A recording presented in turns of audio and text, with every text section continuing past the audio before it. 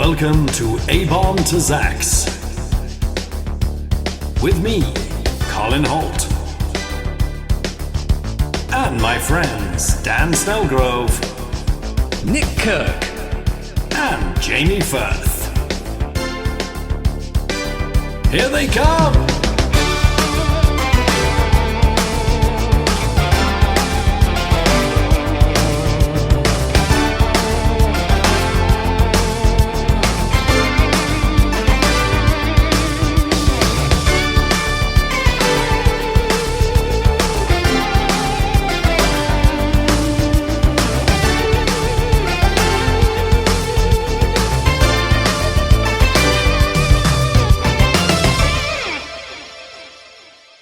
Hiya. It's abombtozzzax, who is the greatest Marvel character. With me, Colin Holt, and my dear friend Nick Crick has joined me here today. We're going through every single Marvel character from A to Z, or abombtozzzax, telling you everything you need to know about them. And that's it. That's the whole thing, really. Sorry, that was a terrible introduction. As always, I don't think I've ever done an introduction I'm happy with, Nick. How are you today, buddy? I'm very well. Excited to go through the many Spider Women. Many Spider Women. We're doing all the Spider Women before we do Spider-Man. Yeah. Frighteningly woke. Oh no. Quite right, I think, I'd say. So we're going to talk about all the Spider Women today. It's Easter Sunday, the day, of course, when Christ's body began to zombify. I don't know how the resurrection worked. Was it like it's very much Wolverine, like Simon heals, it's like Simon Garth in that issue. Someone asked him to kill someone's daughter and he didn't do it. It's the same story essentially. Is it? Yeah. Stanley's plagiarized the Bible again. Yeah, exactly the same. So yes, here we are. It's abombtozzzax. My head's gone a bit funny. I don't know. I think there was pressure in the air or something. Maybe my head's going to explode live on a podcast. Still put it out. I want you to know, if I drop dead right now, please do put this podcast out. You'll have to come around my house and get my laptop and send it to. Good to know. It's always good to have a contingency plan. So yes, yeah, and that's the case. If I ever die on a podcast, please do. Yeah. Although your head exploding is quite visually interesting, and unfortunately this is an audio-only podcast, so they won't get the full benefit of the explosion. Well, they just hear a kind of slop, crack and a slop. Like a wet sack of cabbage. A crack and a slop. Sounds like a Lewis Carroll. A crack and a slop. As the creature rose. Yes, do you remember Scanners with the heads exploding? That was fun. Yes, classic. I'll let you into a guilty secret. I sometimes, when I get very stressed about the political landscape of the world, I've gone political already, we haven't gone into it. I imagine I have that power and I can blow up people's heads, like Vladimir Putin, etc. It's not very helpful, though, is it? It's not helping the world having that fantasy. I mean, what do you think would happen if that? Because, like, in my fantasy, I sort of often then picture what, the whole world reacting to the fact that Vladimir Putin's head has just exploded Scanners style while he's doing one of those big marches, I mean, it's going to make the news. It would, you'd hope so. Yeah. But would they cover it up? I don't know. It's gonna pixelate it.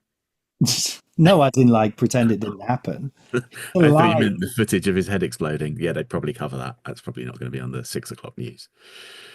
I mean, that would be such an image. I think they'd have to show it, wouldn't they? Yeah, you probably would. I don't know why we're doing this. Let's get on to Spider-Woman. Before we do that, don't forget. Down a head exploding rabbit hole. We have gone down an exploding rabbit hole. Nick, you can give. I've also feel like I've exposed too much of myself that I spend a lot of my day picturing blowing up people's heads. But I never want to cause any actual terrorism, I should point out, on this podcast. It's purely a psychic attack that isn't a real thing, sadly, perhaps. Did you ever watch the 90s Canadian sketch show Kids in the Hall? No. They had a character on it who would position his fingers using perspective so it looked like his fingers are around someone's head, and he would just go around saying, "I'm crashing your head, I'm crashing your head." and that just sprung to mind when you were talking about squeezing Maybe people. I should just do that's probably healthier, isn't it? I should do that. There's Yeah. a dynamic. Yeah, you line them up so it looks like their head's between your thumb and forefinger, and you just squeeze down. But what if you did do it and then his head did explode? Well, then you'd realize you do have the power. Yeah. Then you get your own 6-issue miniseries. What a point in my life I've reached where like I just imagine having scanners powers on do you know what I mean? Like daily I find myself looking at Instagram or the news or whatever and just thinking I've got to do something. But that's as far as I get. Yeah.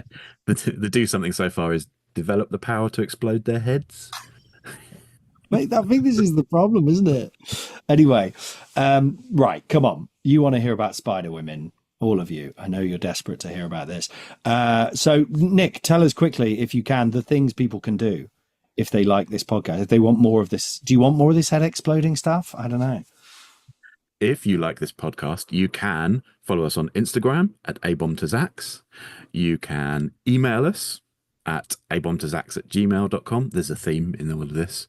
And if you really like it, you can go to our Patreon, where you can support us using money, which we will gratefully receive. You'll get extras like little bonus mini-eps, where we do deeper dives into some of the issues, extra things like the full order, and you can find that at patreon.com/abombtozzzax. Oh, well done, Nick. That was lovely. That was Right, wasn't it? It was like a song. It's wonderful. So yes, we're going through the order from A to Z. We're still in the A's. It's been over a year. We are, but we've been all around the shop. We've done all sorts of other things. You know this. If you're a listener, you know this. I doubt many people are starting with Spider-Woman, but you never know. The next two on the list are Arachne and Arana. I think it's Arana, Arana. Oh, very nice. which is Spanish for spider. Perfect. There you go. I should have looked that up. So they're the next two on the list. And I was like, let's just do all the Spider Women because there's so many of them and they all kind of interconnect. Yeah. And some of them are just kind of clones of each other, really. And some of them are very thin on the ground in terms of stuff to talk about. So let's just put them all together, including, of course, the Spider-Woman, really, Jessica Drew, who we'll come to in a minute. But first, Nick, should we talk about Arachne and Arana? Arana. I was so like a British man going abroad. Harana, trying to do a local accent. Is it Arana? Arana. Arachne, I should point out, right? We're going by the Marvel Unlimited app, which is a really good, cheap way to read loads of comics. So, they don't pay us. I wish they did, but if you want to read comics, do that, and you can read along with us, especially if you're a Patreon. But we'll send them that clip and hopefully get some sponsorship. Unlikely. Don't send them the one about me blowing up Putin's head. Yeah, we'll edit that bit out. Although that should be okay, shouldn't it? Anyway, no, stop. But anyway, the point is, Arachne on that thing is, I've gone through the characters from A to Z, is the point. Arachne, the image is of Julia Carpenter, aka Spider-Woman 2, but the comics are of a very different Arachne. Yes. So we're doing both, basically, at the end of the day. The other thing to flag is you might have heard of a film called Madam Web. Have you watched it? No, I haven't seen it, although I have heard it's worth watching because it's so bad it's sort of mental. I think it's absolutely dreadful, apparently, but I haven't read it. No. But that has they've done what we're doing. That's got almost all of these characters in it. So I'll explain. I did look up what's going on there. We'll talk about that in a minute. Yeah. But we've got so much to do in about 35 minutes. So let's go. Nick, Arachne. Arachne, very low on stats for Arachne, I have to say. I couldn't get much on her. Only 5 appearances. So created by Fred Van Lente, Greg Pak, and Rodney Buscemi. First appearance, Incredible Hercules 138. And then obviously not many more issues after that. So Arachne is one of those traditional person in Greek myths who's hideously overpunished by the gods. Like Medusa. Yeah. So, because she was simply a woman who claimed to be a better weaver than Athena, so Athena naturally cursed her forever with a massive spider body. Standard The god stuff. gods are so sort of bitchy and lame, aren't they? Do you know what I mean? They're so like, they're pathetic. If I You was didn't somebody like going, my "Go to the soup." gods, you're pathetic. And then I'd Yeah. imagine blowing up their heads. Yeah, there's an element of, you didn't like my soup? Fine, I'm going to give you the head of a lion and the body of a cockroach forever. What? No, I quite liked. Oh no. Yeah, but Yeah, actually, the Greek myth is Ariadne. I thought not not possibly. Arachne. So I think they've. I don't know what they. I think they've got it wrong. They've mixed up something. But Ariadne, it is an explanation in the way, you know, thick ancient people trying to work out how stuff works. Not thick, obviously. They created wonderful art and culture, but they try to work out how a spider weaves its web. Obviously, it's because there was a woman who's really good at weaving and she got turned into a spider, but she's still good at weaving. And it's all that. There has to be a sort of human explanation for everything in nature. Is that kind of was the thinking? There has to be some sort of rather than an explanation in us from nature. Yeah. Which would be a healthier way to live our lives, I feel. So she appears. So we just read one comic with her appearing, which was in the middle of an event called Spider Island, which is where all of New York gets turned into Spider-Men. Yeah. So everyone's a spider person. It's not a great. So Hercules at this point has a big spider body like Arachne, and they mainly seem to have brought Arachne in so that in this issue they can have very public sex in front of a group of other superheroes. That's literally what happens. Pretty much all that she seems to be brought in for. If you don't know Hercules as a character, weirdly, I was thinking about this because they've got my old pal Brett Goldstein to play him. But he was only very briefly in that film, wasn't he? So I don't really know how he's going to play him or anything. But it looked like he's very serious and, you know. But weirdly, actually, in the comics, Hercules more like their version of Thor. And Thor is more like that in the comics. Yeah. Thor's more serious and noble and everything. And more the drunkard, big belly, sometimes likes his beer. Yeah, Hercules is he's sort of treated as a joke by most of the Marvel universe. Yeah. And I think that's right early on. He's like that. Yeah. But anyway, it's just this idea that she turns up as a Spider Woman, literally a woman with a huge tarantula-like body. Yeah. So the spider part of her body is as big as, I don't know, like a cow. Like a spider centaur. A spider centaur. She's a spider centaur. Yeah. And Hercules has turned evil at this point because he's operated by the baddie who is creating Spider Island. He's got all of these heroes tied up, webbed up, and he's going to kill them, I think. Yeah. And then Arachne turns up and says, "Don't do that. We'll make love instead." And then, yeah. But still with all the heroes tied up and just having to watch them go at it. Yeah. And does one of them say, "I can't turn away" or something? Or yeah, there's a lot of no, my eyes sort of thing. It's quite funny. Yeah. That's her. I think that's all we got to say about her, really, haven't we? That's pretty much it. Moving on to the next character who I had Arana. Sorry. My mum's the best with that British trying to do an accent when she talks for us. She's like, "Hello." Like kind of. She says he's like, yes, he's good.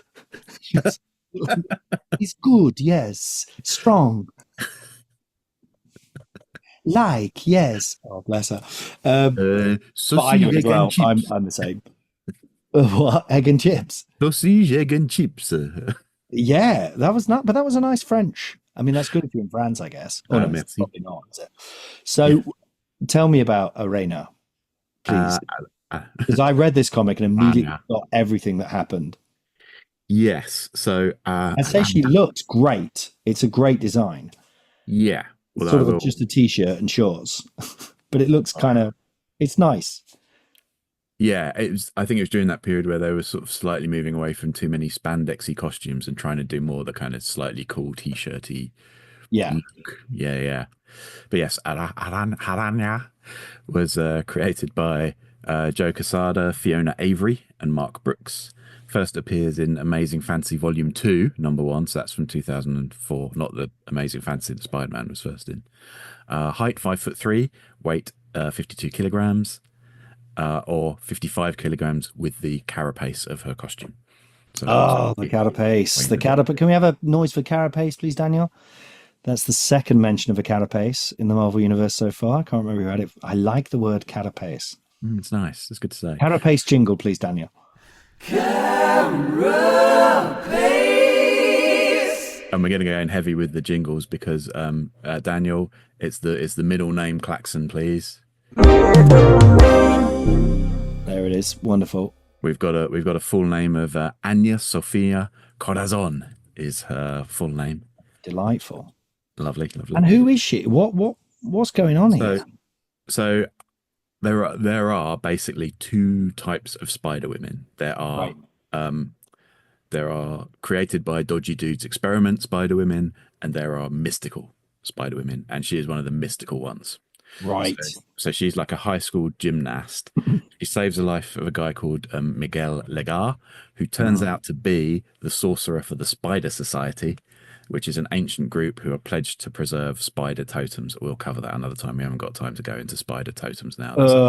Is that the Ezekiel stuff? Yes, and it's no surprise that this character's linked to spider totems because Fiona Avery, who writes this, worked with J. Michael Straczynski, who created Ezekiel Spider Totems. She worked with him on Babylon 5. So they are writers who've written together. So it just rings it up and goes, what's this spider totem thing? Just tell me about it quick. Oh, okay, fine, I'll put that in. Yeah. Anya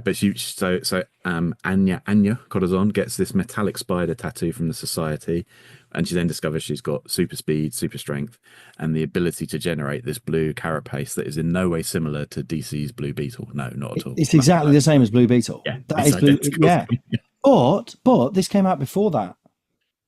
Did it? Yeah, not before Ted Cord Blue Beetle, or obviously the original. No. Remember the original Blue Beetle's name? What was his name? Probably something like Garrett Hunter or something. Yeah, it would be something like that. All-time hero. So Jamie Reyes is the new one that she looks like. Yeah. But then obviously the movie he looks like her. Yeah. I haven't seen that movie either. Yeah, no, I think this came before. And it looks exactly the same, doesn't it? Same design and everything. Yeah. So Arana, she's one of the registered superheroes during the Civil War, and she buddies up with Miss Marvel for a bit. And after some confusion about a new costume, she takes on the identity of Spider-Girl. She joins up with Avengers Academy for a while and gets mixed up in various Spider-Verse alternate reality shenanigans before she finds a new family with an alternate version of herself as a sister alongside a version of her parents who never died. So she sort of has quite a nice resolution for a bit.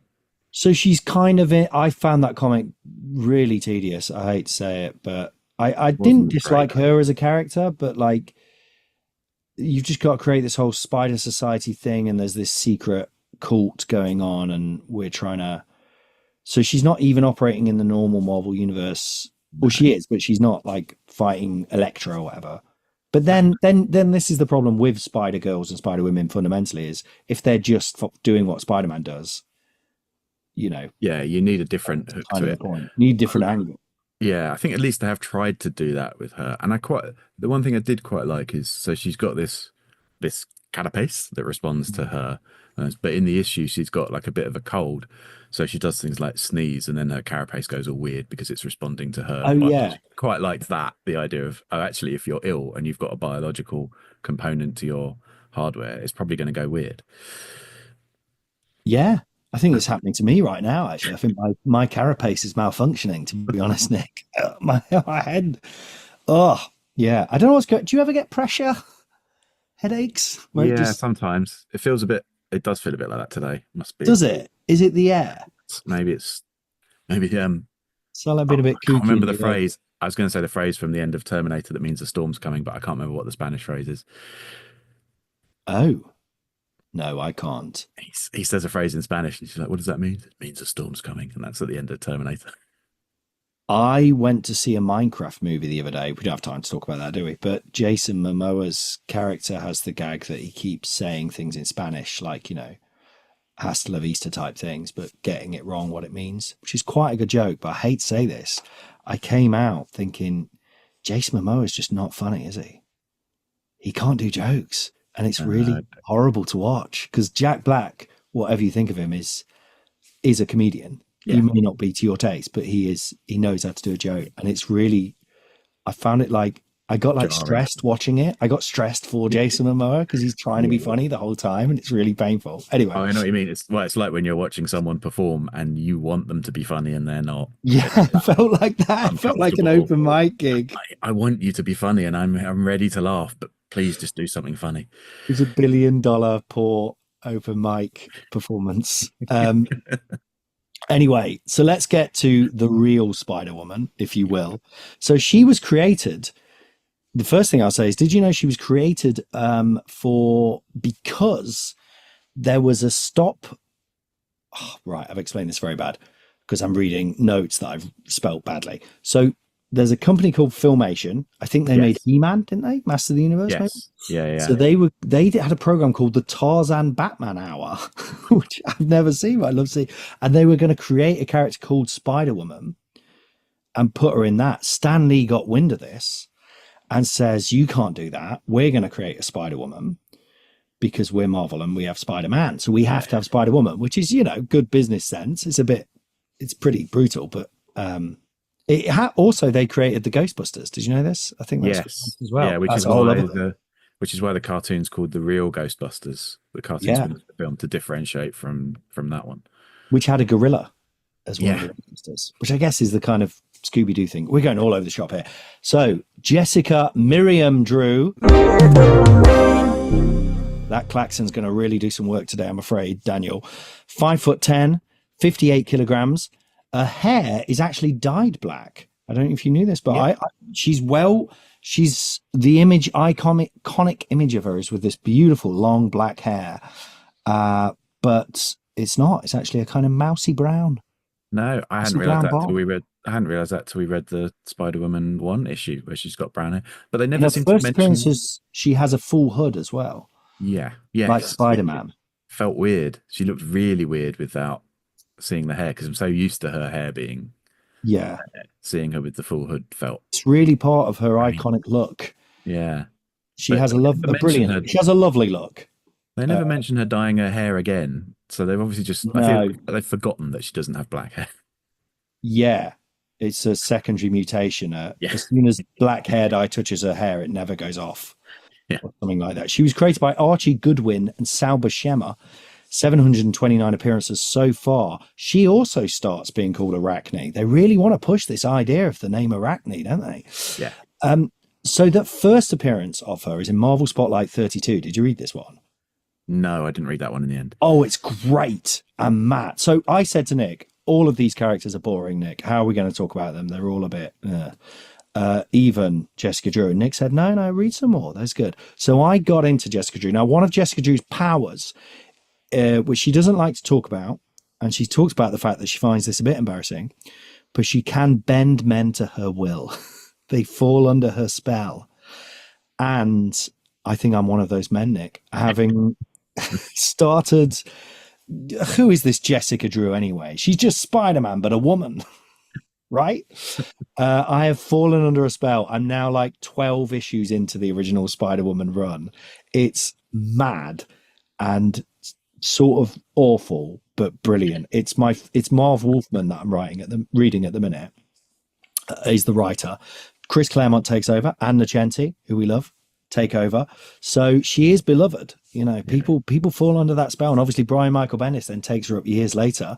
And he's obsessed with her. People just get obsessed with this woman. So when she first appears in Marvel Spotlight 32, this is going to blow your mind if you didn't know it already, right? She turns up kind of as a baddie. It's called Spider-Woman. The issue is called, it's Marvel Spotlight on, it's this idea that like the comic is a spotlight on someone. Yes. Yeah. It's quite corporate, isn't it? In a way, actually, that. This week we're highlighting, Marvel Spotlight on the Spider-Woman because Stan's like, get her out there. We gotta get Spider-Woman before Filmation. 5-minute conversation with Spider-Woman on the latest updates on Project Quantum. Yeah, there we go. Is that the kind of stuff you have at what your job? Yeah, I see a lot of emails like that. You have a lot of meetings, don't you? So she appears as she's just an out and out villain, really. And she's called Arachne. They never call her Spider-Woman. So I think this was a story that was already written. Yeah, and they've branded it Spider-Woman to get that out there. Yeah. Exactly. She is duped by Hydra to kill Nick Fury. And when we first see, it's quite funny because Nick Fury's like interrogating this really big Hydra guy. And the Hydra guy's like, come on then, interrogate me. And then punches Nick in the face. That's quite funny, the idea of someone being interrogated and they're just like, no, I'm going to just punch you back, mate. And then Nick's like, right. And then they all just start pounding him. It's really, it's quite bizarre. The whole thing's bizarre. Anyway, she turns up. Nick says cripes. This word cripes, Wolverine says it a lot. I Googled it. It means Christ. It's another way of saying Christ is cripes. I guess it's like saying shoot instead of, you know what? I won't say it here. Anyway, she's been trained and tricked by Hydra, right?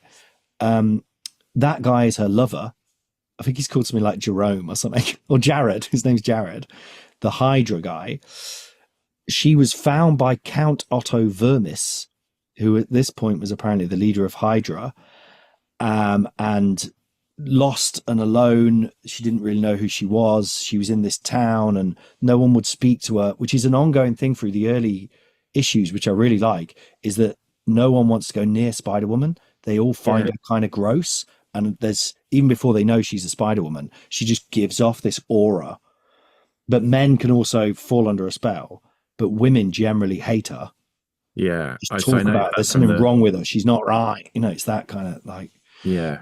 Which I can relate to growing up. No, but she was, so anyway, Count Otto Vermis explains to her eventually that she was created by the High Evolutionary in Mount Wundagore. High Evolutionary has this place which is meant to be the modern Camelot. Apparently that was his original mission, was to create Camelot, but he's created it out of animal men dressed up as knights. It's really weird. And they just walk around being animal men.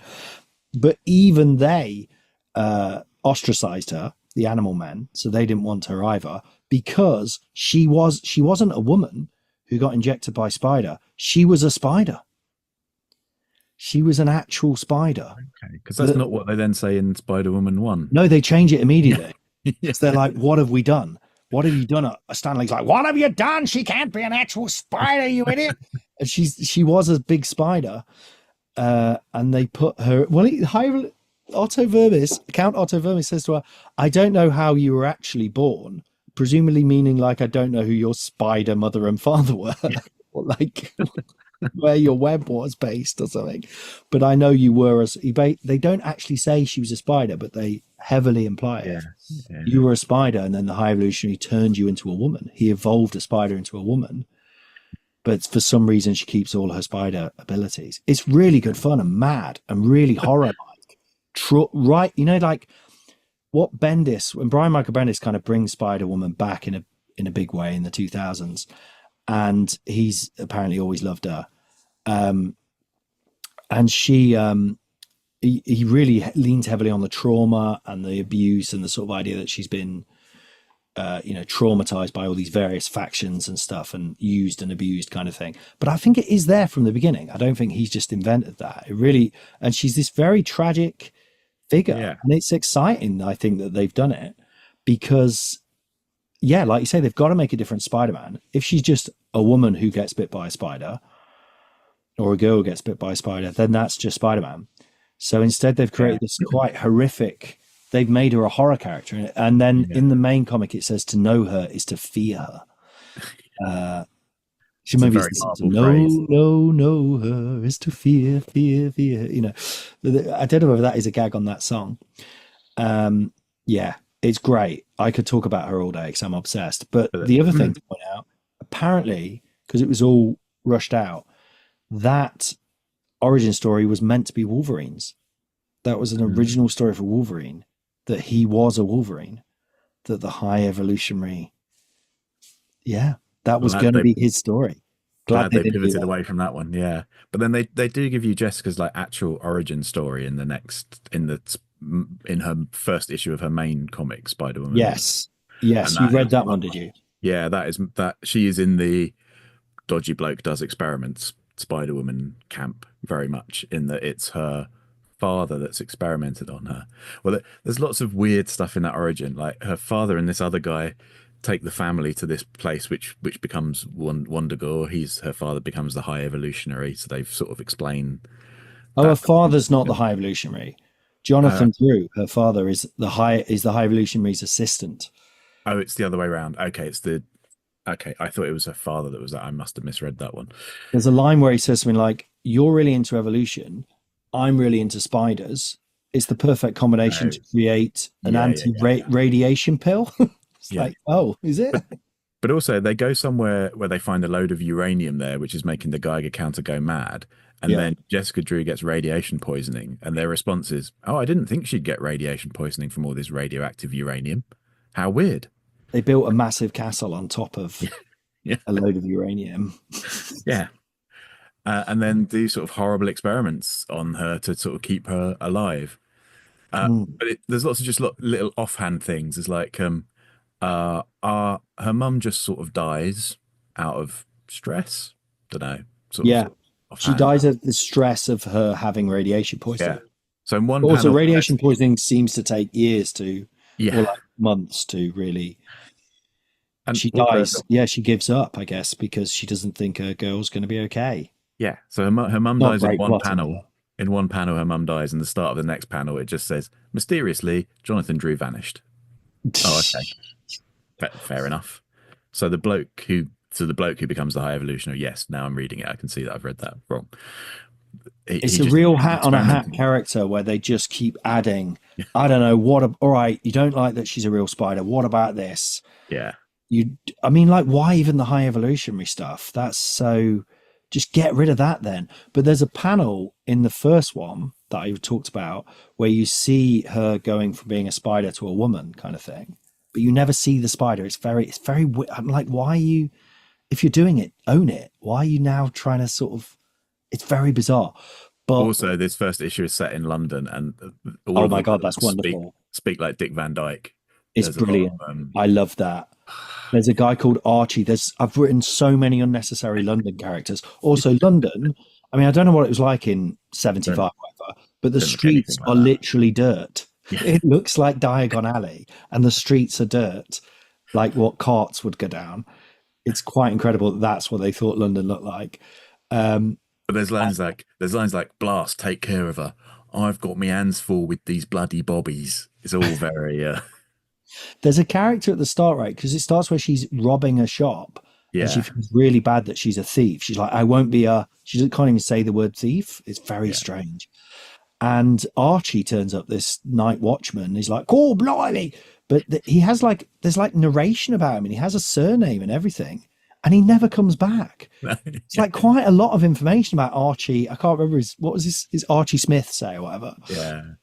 And it has a whole thing of also, the names they use for people, there's Florrie and Chauncey. I'm like, I've never heard of anyone called that. I've lived in this country my entire life. I've never met a Chauncey. There's also Jerry Hunt, a bit like Jeremy Hunt. He's that's not a joke, is it? To just say it sounds a bit like Jeremy Hunt, but who was our greatest politician. Yeah. Jerry Hunt is he's in it for quite a while. He's like a SHIELD agent, British guy. James Bond, basically, isn't he? I guess with white hair. Immediately gets obsessed with her. Can't see why. Yeah, right at the end, he's like, "I've never wanted anyone more." Yeah, he says, "I don't know whether I want to catch her or love her." Yeah. Okay. But I want that woman more than I want that woman more than I've wanted any woman in my life. Yeah. You've met her for 5 minutes. Steady on, mate. It's quite, but he's fallen under the spell. She can't. Yeah. Then the story so she finds out stuff about her past. How does she find out? Oh, she just remembers it. It's basically for the reader. Yeah. And then she gets in a battle with these two London thugs who are firing lasers. Yeah. Got lasers. Is that Chauncey and Florida? I think. Yeah, that's the one. It's Trevor and Chauncey. And but then they add this like whole mystery at the end, as if we're meant to have known this mystery throughout, where it turns out they were robbing, like, what is it, like the mold that pounds are made out of? Yes. But Yeah, then, like the thing you use to press money effectively. the twist is they didn't realize the pound has changed. Yeah, so they stole it. This was the 70s, so they stole it pre-decimal, and then decimalization has come in, so it's not the same currency system anymore. But none of that is like he explains what they were doing as he explains the twist. Do you see what I mean? Yeah. It's like the whole one thing's line explained at once. Yeah. It's like, oh shit, we haven't put any fighting or adventure or crime or anything in this story because we've just been banging on about the high evolutionary and uranium. It's a mess, Nick. Yeah. Poor Jessica. She's a mess. They don't know what they're doing with her. She's from. I watched a bit. I meant to watch the Spider-Woman cartoon series because it's on Disney Plus. There was a whole cartoon series, presumably because Stan was like, "Get it out," and she. I only watched a few bits of the first episode because I ran out of time. It's set in Egypt for some reason, and there's a giant pyramid floats in the sky, and Spider-Man's there, but he just happens to be there in Egypt. And like, I was like, "Oh, it's all right. It's just Spider-Man." I feel like I did watch that when I was a kid. Right. I feel like I did. I sort of have a memory of watching a Spider-Woman cartoon, but I don't remember much about it, if I'm being honest. I might have to have a look at that. They don't bring in the high evolutionary or anything. They very quickly give her origin, and it's just that her dad gave her some spider stuff. Spider juice. Literally that. Yeah. So I've carried on reading it. I wanted to get to issue 50. I wanted to read all 50 before we did this, but I didn't manage that. But I recommend anyone to read it. It's my favorite, in a way, my favorite kind of comics. Even though it's not Daredevil, Frank Miller, it's not, Chris Claremont, X-Men or whatever. It's not good stuff. It's not Alan Moore. It's Marv Wolfman, who's a competent writer, but is just throwing anything in there. And it's wonderful. So she meets Magnus, who I think is Merlin the Magician. She fights Morgana Le Fay for ages. There's a guy called Brother Grimm. She ends up moving to this house with this woman called Dolly, who has loads of dollies everywhere, and she's got two brothers. And I think they're both Brother Grimm, but they're Irish, and they keep talking in this mad Irish accent that doesn't make any sense. And the idea is, but it's like this thing where I'm like, well, I know they're the Brothers Grimm. It's like a really bad twist that he's really holding off on for ages, and it's been going on for it. And she's the niece. She's pretending to be Merlin's niece. All the while you got Jerry Hunt sniffing about, just won't sod off. It's just crazy. There's a character called the Hangman turns up who his thing is that he thinks he's like the Punisher, but he just captures women and then hides them in his basement so they can't be hurt. He's protecting them. It's really bonkers. And then he just comes in the middle of another story and then doesn't come back. So he's not even. And then she's trying to find out what happened to her dad, Jonathan Drew, because he's been murdered. And then there's this whole conspiracy with this senator. It's funny, again, to get political. It's like this stuff you'd think was mad back then. These senators arranging to blow up America so that they can take over. But now you're like, yeah, I think this is probably happening somewhat. This is probably being discussed right now in a room, But they're going to blow up by they want the spider powers so that they can survive radiation poisoning. Right. And then they're going to blow up America and then take over.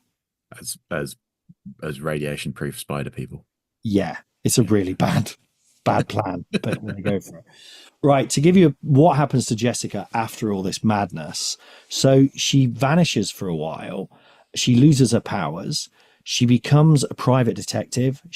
Chris Claremont brings her back a lot. She pops up in a lot of X-Men and that kind of thing. She helps out Wolverine in Madripoor. Then she loses her powers again because of another Spider-Woman, who we're going to talk about very briefly in a minute. And then she gets her powers back. It's a lot of this.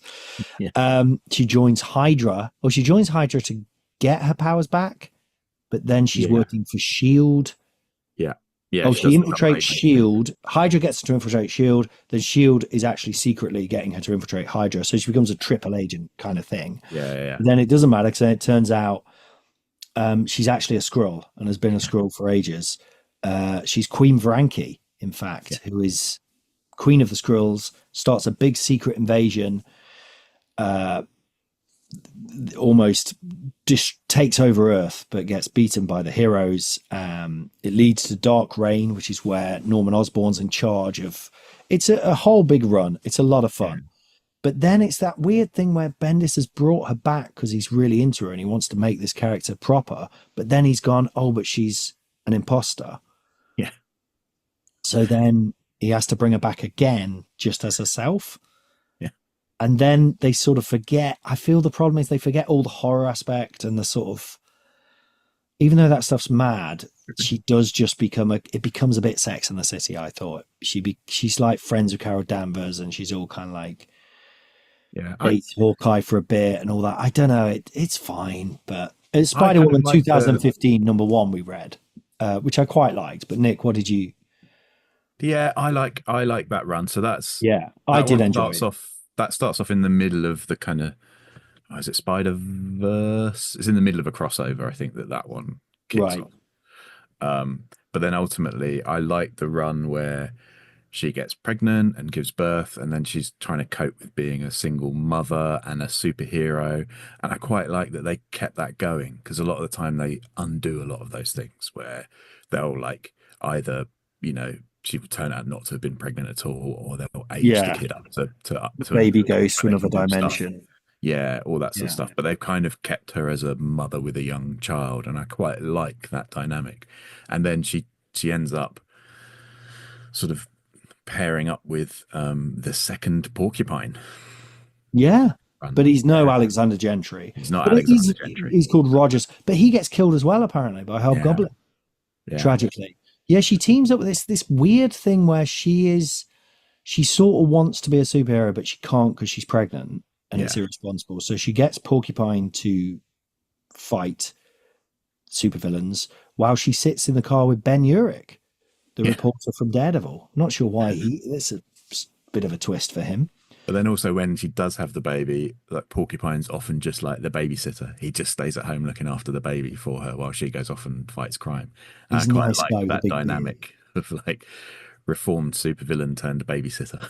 Yeah, and he's very lovely. Yeah. But it's weird that they've made him Alexander Gentry, because I don't think he's related, but he looks exactly the same. Yeah, as in the original Porcupine. They've kind of just drawn it the same. They obviously just wanted to bring the Porcupine back, but decided they weren't going to bring him back to life. They were like, we'll just have someone who's got the costume and looks kind of the same. It feels a bit like when the character of Lucy in Neighbours, Lucy Mangle? Was she Lucy Robinson. Didn't she come back as different people who looked they were the same but slightly different? Or were they all completely different? They've done it loads of soaps. Who was the other one? I used to watch Pippa in Home and Away. They changed her overnight, I think, in one point. Literally, it was just a different actress the next episode. Yeah, they just didn't mention it. Everyone was just calling this new person Pippa, and we'll just not mention it. Well, how are they going to do the Robert Downey Jr. as Doctor Doom thing? I assume it's got to be that he's got his face in that dimension. I feel like it's just going to be needlessly convoluted. It's dweeby, innit? I wasn't keen on that. I was like, just get someone else in as Doctor Doom. I trust they'll do a good job, but I hope so. I mean, they did a very good job of Endgame and Infinity War, of course. Yeah, but I think they've struggled since then to try and recapture the same thing. Yeah. They've not really. I mean, they've obviously. No, I mean, the Russo brothers did a good job. So I trust they'll pull it out the bag. But apparently everything they've made since Endgame has been terrible. Yeah, they haven't had a good run since then. Eek. I saw the Fantastic Four trailer. Looks pretty cool. Yeah, it looks like it's going to be fun. Yeah, and they've said it in the 60s, which was my idea. You should sue them. I should sue them for having the idea. And then ask them for sponsorship. Sue us all give us free Marvel Unlimited. So I thought it was fun. I quite like that bit where also Carol Danvers, aka Captain Marvel, is her best mate. So when she's pregnant, she takes her to meet a sort of alien midwife. They've got the best in the galaxy. There's an amazing drawing where there's one alien who's like at a desk, like a receptionist, and she's got like 4 arms, but then it shows you underneath her, she's got like 100 arms, but they're all like underground. It's a really cool drawing. But anyway, I like that she goes to a kind of alien antenatal class. Yeah. And you've got, I noted Gladiator as a woman, so presumably female. I thought there was only one Gladiator, as in I think there's a couple, I think. Okay. Oh, because he does have a kid, doesn't he? So there must be. Yeah. Kid Gladiator. Anyway, there's one of those. There's a Chod, one like Chod from Starjammers, a big lizard woman. And also the Awesome Android as a female Awesome Android. You know, the guy from, we haven't got to him yet. We're getting to him soon, from the Mad Thinker. He's like the faceless block for a head. Oh, yeah. And he then in She-Hulk becomes kind of a bit like what Porcupine is, bit of a fun, tragic character. Yeah. He's got someone pregnant somehow. Or there's also a couple of like Viking space aliens where the male is pregnant, which I thought was a very good little touch. So there's a lot of nice little artwork going on there. Yeah, I'd recommend anyone to read that comic. It's good fun. I think if you're like me and Nick, you should read the old Spider-Woman. I think if you're not an absolute dweeb, you'll just be like, what is this? But there was something amazing about it to me. Something about Jess draws you in, I've said, and you just have to find out more. Like Ripperologists, you know, where they're desperate to find out who was Jack the Ripper, and they go down that wormhole and they spend their whole lives writing books about it. I think similarly, you can become a Drewologist and just which story is true? Who is the real Jessica Drew? So would you say, and I'm going to do it, wait for it. Would you say, I'm going to do it, wait for it. Would you say Jessica drew you in?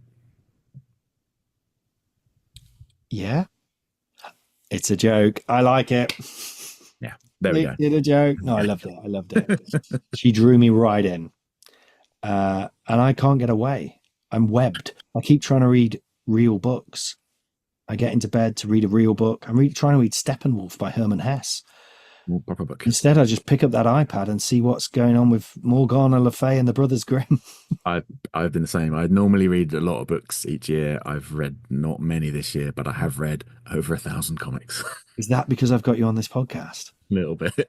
No. Oh no, it's horrible. What have we done? I've always read a lot of comics, but it's just sort of opened the floodgates a bit. Well, because now we're not just reading them for fun. We're like, we are as well. Deep dives. But I'm also just reading loads for fun as well, because I read stuff and I'm like, oh, well, I want to read all of these now. Oh, I feel sick. It's like sweets. But they're wonderful. They're wonderful things. I think the world is in a horrible place at the minute. Yeah, and that's probably why. This is our escape. Right, let's very quickly do Julia Carpenter. So there was a second Spider-Woman, Eugenia Cornell Carpenter, or Cornwall Carpenter. The klaxon, please. But Cornwall was her first husband, Larry Cornwall's name, Carpenter was. Cornwall's her original name, but for some reason she's kept Carpenter, even though Larry was an absolute shit. He really was. She's created by Jim Shooter, and Mike Zeck in Secret Wars number 6, 1984, 272 appearances. She just appears. They're just like, we need a Spider-Woman. What about this one? Yeah. I don't know why they don't put Jessica Drew in it. They just create a new one. Yeah, I hadn't realized that. So the first Marvel comics I read were the UK reprints of Secret Wars. And I hadn't twigged that the Spider-Woman that was in that was Julia Carpenter. Just because I read them when I was a kid, I just assumed that was Jessica Drew Spider-Woman. So looking back, I was like, oh, the first Spider-Woman I read was actually Julia Carpenter, not Jessica Drew. Yeah, same here. Because the round out when we were reading comics, she was Spider-Woman for a long time, but was always average, always nothingy really. Let's be honest. She doesn't really. She's got lots of lovely strawberry blonde hair and a black Spider-Woman type costume because Spider-Man was in a black costume at the time. So she has a little thing. She has psionic webbing, whatever the hell that is. She rather than shoot webs, she creates webs with her mind, much in the way I blow up politicians' heads with my mind. She manipulates interatomic binding forces of matter. That's how she wall crawls. So she's really doing a lot of work just to climb up a wall. Most superheroes can climb up walls, and she's having to manipulate into atomic binding. She first appears in Secret Wars. Literally, they just put her in as Secret Wars is was created partly to sell figures, right? And they kind of go, we should probably have a woman one. But for some reason, they don't want to do Jessica. I don't know why. I guess because of all the weird high evolutionary Hangman Brothers Grimm stuff. They're like, that character's a bit, let's just pretend she never happened, maybe. I don't know. But then they give Julia a similar origin of like, bloke does dodging experiments on her. It's basically the same sort of origin anyway. Yeah. So she joins Freedom Force, which is the Brotherhood of Evil Mutants working for the government. I forgot that. She's in it really briefly. She hates it. She gets wrongly accused of some sort of crime. She ends up on the wrong side of the law quite a lot. She's a spare part in lots of rubbish teams, West Coast Avengers, Force Works. I've read all of Force Works because I found out it was written by Dan Abnett and Andy Lanning. So I thought this must be pretty good. It's so bad, but almost fun bad. And she was in Omega Flight, which was Alpha Flight variation. Origin wasn't actually told for like 10 years. As I say, she really was created just as an action figure. And then they sort of went, we should probably say who she was. And then, basically she was just given a spider serum by the Commission, who are essentially Weapon X. She divorced her husband, Larry Carpenter. He was a love cheat. She's a single mum with a daughter, Rachel, which is a thing, which you don't normally have in comic characters. Her main enemies are called Death Web, who are also just 3 scientists who also took the toxin spider power thing. She loses her powers. One of whom they call Arachne. Yeah. She loses her powers again. Spider women really have it bad, don't they? They're just constantly sort of being... I wonder, there must be some like bigger thing going on here, because it is like we're constantly, we're going to give you a bit of power. No, actually, we're going to take it away. It feels very patriarchy. It unfortunately does reflect the reality of life in that sense. She ends up having a romance with the Shroud. I don't know if you've ever seen the Shroud. He's this strange, supernatural character. We need to do the Shroud. He's not on the list, but I've always been interested in the Shroud. I think he's like works for the goddess of death, Kali, in a sort of Punisher type way. Anyway, she gets her powers back. She becomes Arachne again herself. So that's the third Arachne. There's a bit during Civil War with the whole Superhuman Registration Act. She becomes a double agent. So she's on Iron Man's side, but actually she's helping get people out of the prison. If you don't know what any of this is, don't worry about it. I think we've mentioned it enough that we don't need to talk about it. We've talked about it a few times, I think. The Shroud ends up becoming her stalker and observing her with weird CCTV things. That's weird, isn't it? He's like an ex-boyfriend who comes after her. Apparently DD, Daredevil, helps turn that back on him, and he gets taken to prison. The end. Yeah. And then finally, she's in a thing called Grim Hunt, which is where Kraven is... the Kraven's family are trying to bring him back to life by killing loads of Spider Girls. Again, the Spider Women, after a while, just exist to be killed, have their powers taken away, abused. It's really quite unpleasant when you think about it. Yeah. They're fridged. You know this phrase, fridging? They're fridged constantly.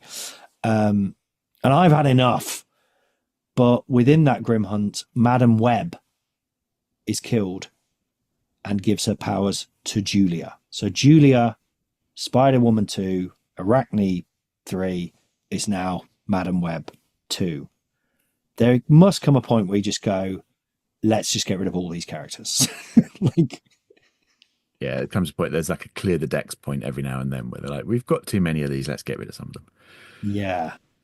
But it's a bit lame how they just... I feel like the Spider-Verse, Spider-Man universe, because the Spider-Verse film was so good, they're just trying to do that all the time in the comics. But it's really boring because in the animated movie and the way they do Spider-Man woman in that is really cool. And clearly I think it's very telling that she's a completely different character with a bike. Yeah. And she's pregnant in that, actually. They do that in that. But she's like literally a different character. And I think that's quite telling that none of these ever really become proper characters. So we did read Spider Woman. She had a limited series in 1993, which is where her origin comes out. I'll just say a few things I've got to say about this very quickly.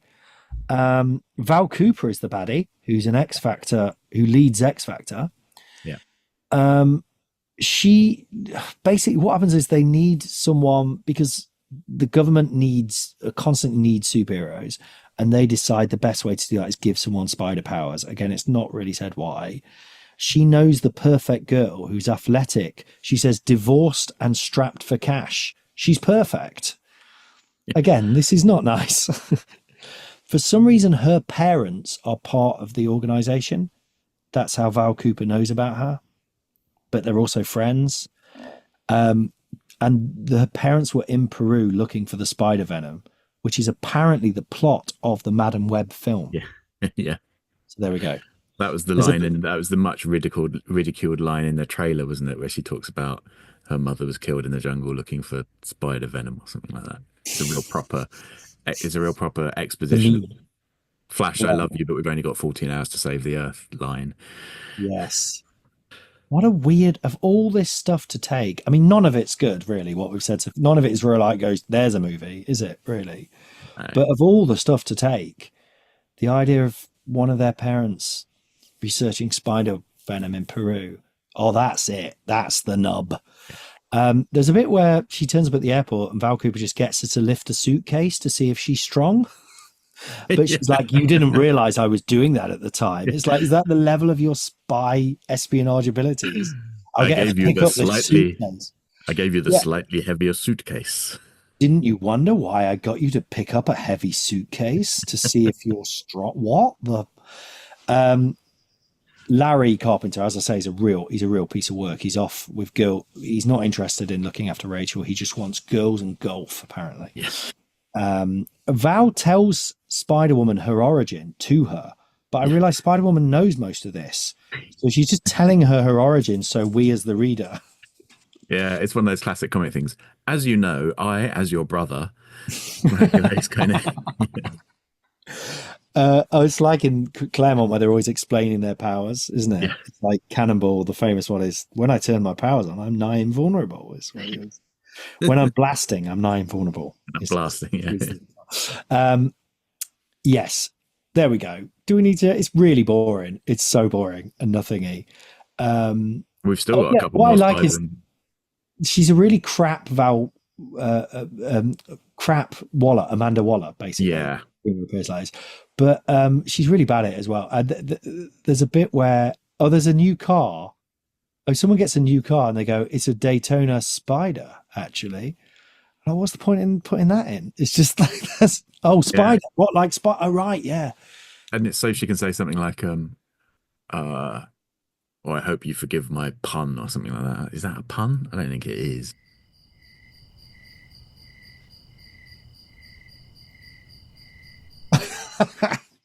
I mean, some of the attempts at humor I've made on this podcast today, Nick, I think. But to be fair, my head is exploding, as we've said. Right. Come on, look, I made a Jessica Drew joke. We're not exactly. It was beautiful. Do you know what? I am, believe it or not, or have been a stand-up comedian, and I have a real problem, Nick. When other people tell a joke, I don't get they're telling a joke. I think it's like, well, I think it's probably a bit of neurodiversity, isn't it? Let's be honest.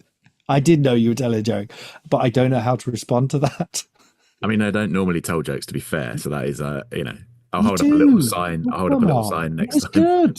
It was very good, I thought. Also, you had already WhatsApped me, so I'd messaged you that already. It was diminishing returns.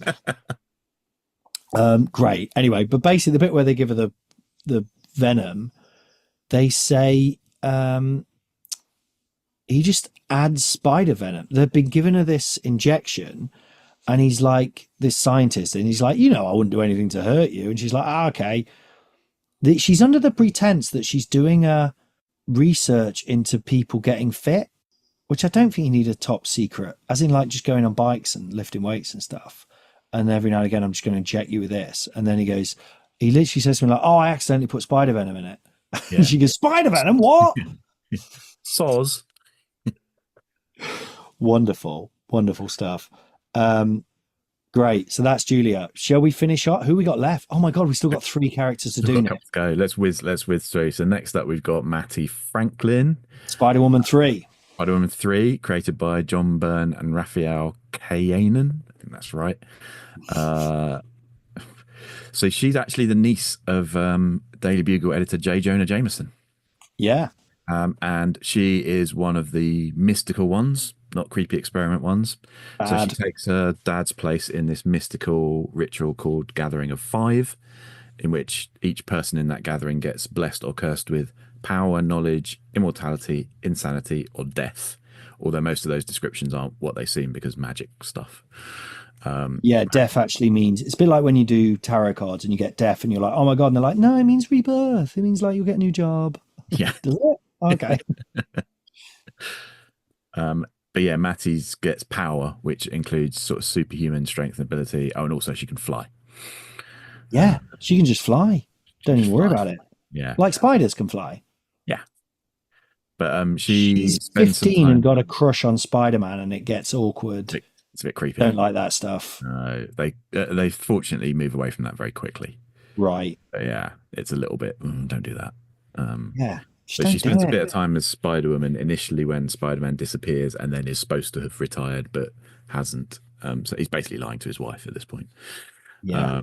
She disappears for a bit and then reappears when our favourite private investigator, Jessica Jones, finds her, and she is being, at this point, harvested by her boyfriend for the drug known as mutant growth hormone. It's really horrible. Pretty grim. It's pretty grim. She's become, she's like, so she's a vulnerable girl who has fallen for this horrible drug dealer. Yeah. And he's kind of pimping her out in a weird way. It's really nasty stuff. And then she doesn't have a happy story from there either, because she's also part of the grim hunt that we mentioned earlier. So she gets sacrificed as part of that plot to bring back Kraven the Hunter. She then gets resurrected as a clone by the creepy nudie style villain you talked about last week, the Jackal. Oh, pervert. Creepy pervy Jackal. He resurrects her as a clone only for her to get killed again. There's something unpleasant about it. Yeah. It's almost turning Spider Women into the equivalent of zombies in zombie movies, where you can just kill them off. Just hack them into them at any point, stab, shoot, rip their heads off. Not nice. Not nice. And actually that Bendis story, the Jessica Jones one, I seem to remember is quite good. But that's the most egregious bloody. I mean, I don't know. It's a story. As Dan would say, it's a story. Like it's a good story. But there is just something a bit like, at what point is this just unpleasant? Yeah, I know exactly what you mean. But it's a good story. It's but it's about people doing unpleasant things. So it's not an easy read in places, but it's good. I mean, the whole Jessica Jones Alias series is a tough read in lots of places. There's a lot of trauma and abuse in that series.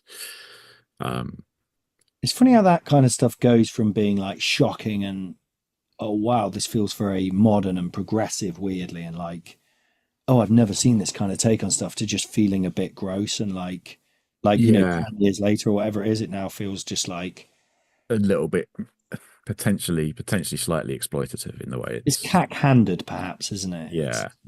I think it probably is like unintentional. The intention wasn't to be offensive in that way, but it's probably just misjudged slightly when you look back. I think it's meant to be understanding and kind of, I can understand how women feel and all this pain women go through and blah blah blah. That's Mattie. The next up we've got Charlotte Witter, who's Spider-Woman. Oh, I'm so tired now. Yeah, Spider-Woman 4. She is Madam Web's granddaughter. Oh, okay. Yeah, and we're back to creepy scientist again. She gets Spider-Womanized by the creepiest of all the creepy scientist blokes, Dr. Otto Octavius, Dr. Octopus himself. Didn't like the portrayal of Dr. Octopus in this, because Dr. Octopus, he's a baddie, but he's a kind of honourable, nerdy baddie, isn't he? Yeah, and they say he basically got her and like tortured her and starved her and dehumanized her. And I know he can be a little bit He's probably on the spectrum, isn't he, Otto? He's quite, he can be quite kind of the ends justify the means, but I don't think he would do that. Yeah, it felt needlessly cruel. He's more oblivious to other people because he's about being, as he becomes later on, but he's about being superior, about being the best. And it's not necessarily about being a villain, a horrible person towards other people. He just doesn't. I mean, I guess actually it does still fit because he doesn't think about other people in that way. They are just a means for him to get what he wants. So actually, if torturing someone was the means to it, he would do it. I guess it's not like a. I don't think he was, but he always has a level of honor, doesn't he? Yeah, I guess. But it's a really ill-defined. Oh, I'm going to get. Because it's not like he's torturing someone to get information. He's doing decided he's going to create a Spider-Woman by dehumanizing her. Yeah. But he's already given her the venom or whatever. Again, it's just spider venom, isn't it? But which apparently is really potent in this world. But she has slightly different response. Like she's got psychic powers like a grandmother, and she has these 4 psychic spider arms, kind of like Dr. Octopus tentacles that come out of her. Oh yeah, uses her powers, so she's a little bit different. And she takes out Jessica Drew and Julia Carpenter first.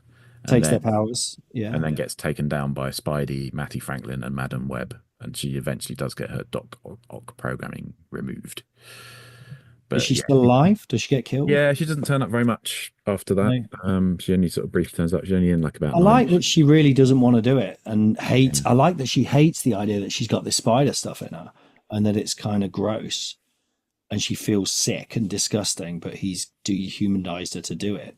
Yeah. I think maybe that does work with Otto in that he'd sort of go, well, I have to make her do it. I have to make her kill Spider-Man, so I'll have to dehumanize. I don't know. Again, I do get what you mean. It's not normally the sort of stuff he would do. There's something cruel about it, and I don't think he's cruel. I didn't like it.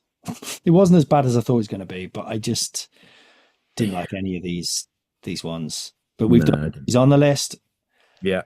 Charlotte Witter. I guess in a way she was kind of like, you remember the series Heroes? You got all these superheroes and there's one who's a serial killer. So it's kind of interesting in that way. And it's like, what if, which I think that again, they do in Madam Web, in that you've got like 3, I think they do Arana, Mattie and Julia, I think are the 3, and Madam Web. Yeah. And then they have Ezekiel, who's not this character at all, but I think in the movie, he's kind of like the serial killer one. Yeah. Okay. Yeah. Which isn't really what he is in the comics, but no. All right. Well, there you go. Oh, finally, Madam Web. Madam Web's the last one. Created by Dennis O'Neil and John Romita Jr. Legend. Real name Cassandra Webb with 2 B's. They've made minimal effort there on the real name superhero name differential. Is Madam Web got 2 B's? No, Madam Web's 1 B. And she drops a B. She drops a B to be Madam Web. Clever. Picks it back up for real life. It's like Doctor Strange calling himself Doctor Strang. Yeah. Or Strange. Dr. Strange. Dr. Trange. Dr. Trange. I like the idea of Dr. Trange. He could be an 80s pop star. Dr. Trange. Yeah. Wonderful. So Cassandra Webb, she's born blind and suffers like a genuine neurological condition known as myasthenia gravis. But on the plus side, she's a powerful psychic, so we're back to mystical ones this time. Is this the first? I think this might be the first iterance. Is that word? Iteration of Spider-Man, of the supernatural Spider Totem bullshit coming into the Spider-Man world. Yeah, because she's like 1980. She first appears. So yeah, and Spider-Man visits her and uses her psychic vision to help him solve a few crimes. And he's convinced of her powers when he goes back home and she phones him up and says, "Oh, hi, Peter Parker." So he's like, "Oh, okay, she's good. She's good. She knows she's the real deal." Yeah.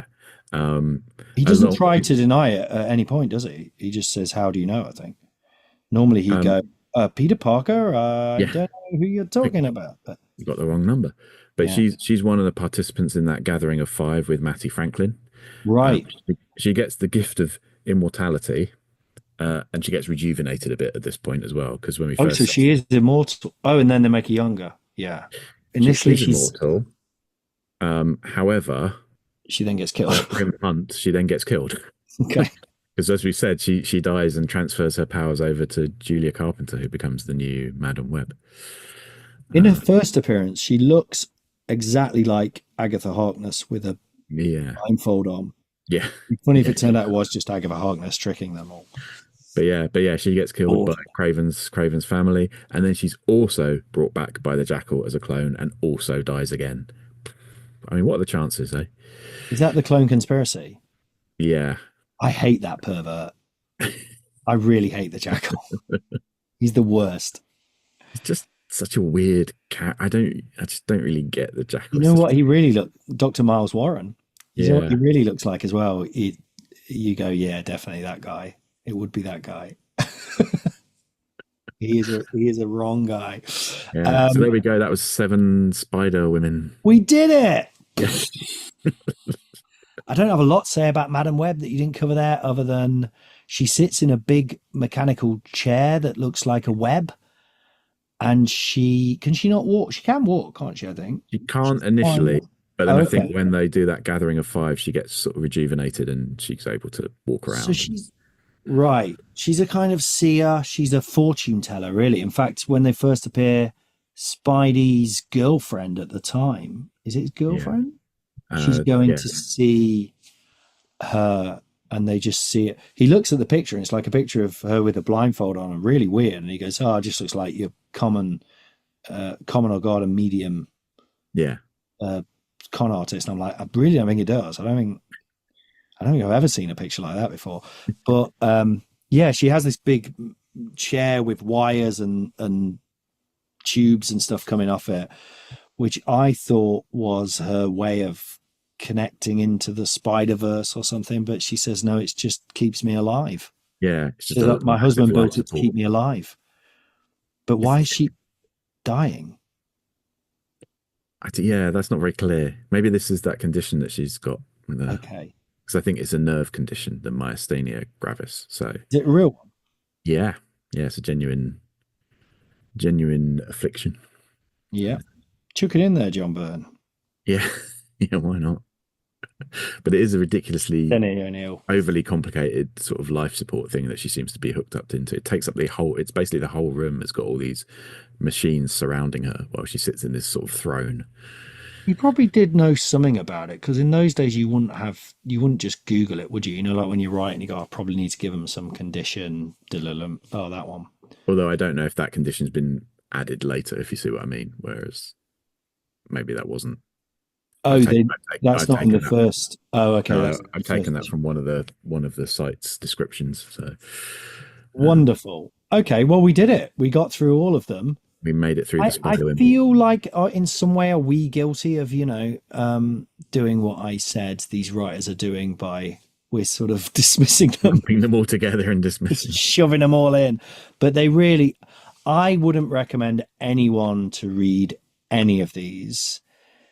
Except Jessica Drew's Spider-Woman series is a lot of fun, and the later series, the 2015 ones, are a lot of fun. Yeah, all the others, none of these don't really even leapt worry out about at it. me.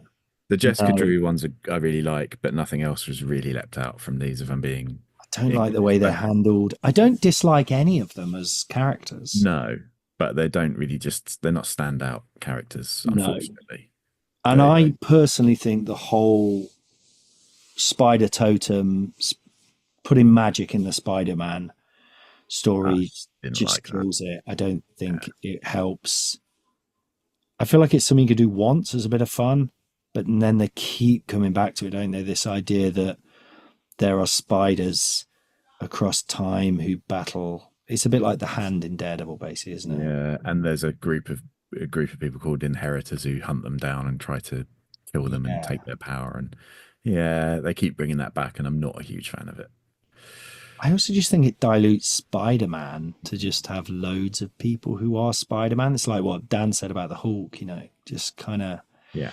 But there's been a billion issues. They've got to do something, I guess. So, but plea to all writers, stop using Spider Women and Girls as just collateral damage. It's really weird. Definitely, it's unpleasant.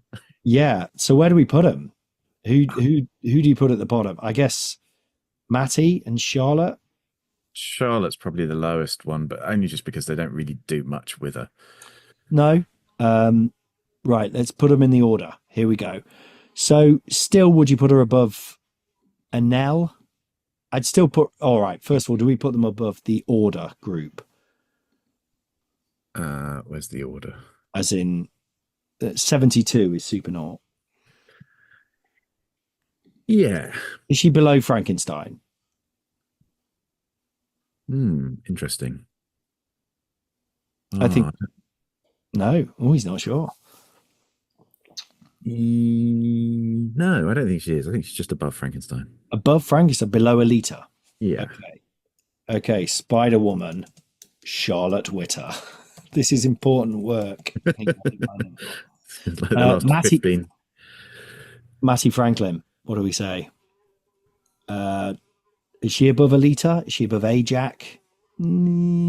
Yeah, maybe below Betty Ross. Below Betty Ross. Okay, fine. I don't think we could put her above Betty Ross purely because Betty Ross is in it. Loads more. Oh, trying to give these poor Spider Women some sort of due.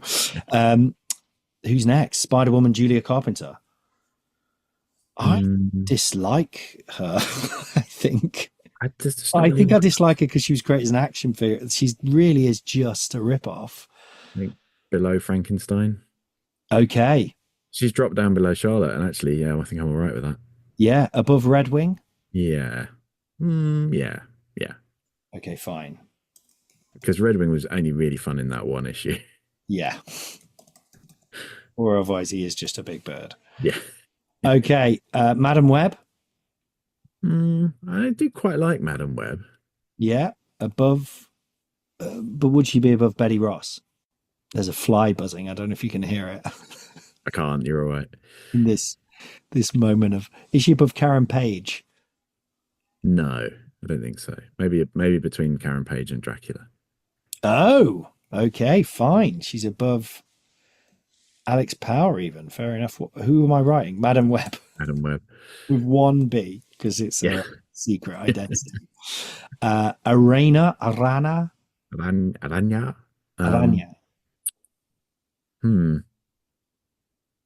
I mean, the worst of the comics, I feel, but I feel like she's a slightly better character than. Yeah, there were bits about the character I liked. I liked her carapace, and yeah, maybe above Mattie then.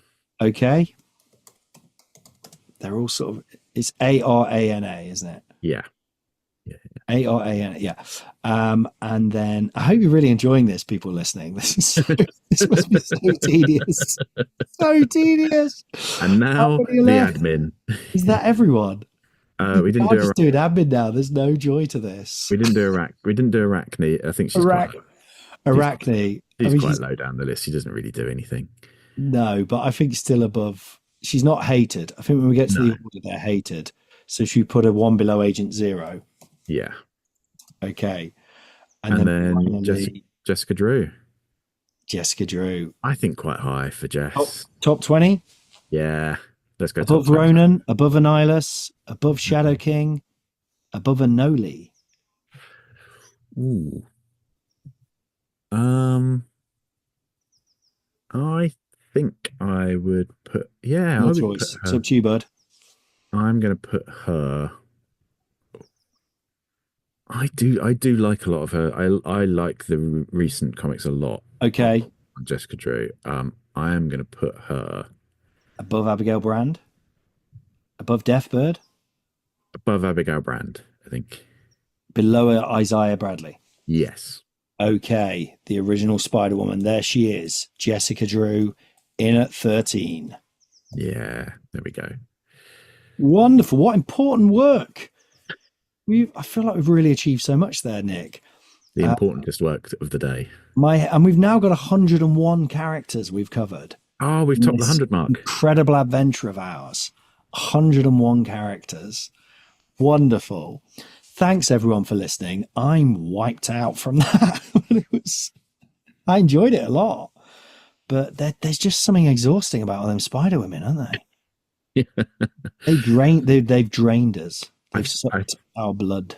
I think we were right to do them all in one hit. Okay. Get it done. Yeah. There's so many extra ones. Rip off the arguably, plaster. you could just not do them. But then you could, I guess, arguably, you could not do the podcast. Yeah.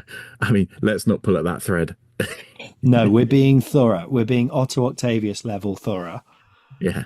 Of making sure we have to do every single one. Okay, they're all in there. That was Spider Women. We have been abombtozzzax. We hate Hank Pym. And Shaflang. Shaflang from me. And oh yeah, I'd forgotten about Shaflang and Shaflang from me. Okay, see you next time. Thanks, everyone. Bye.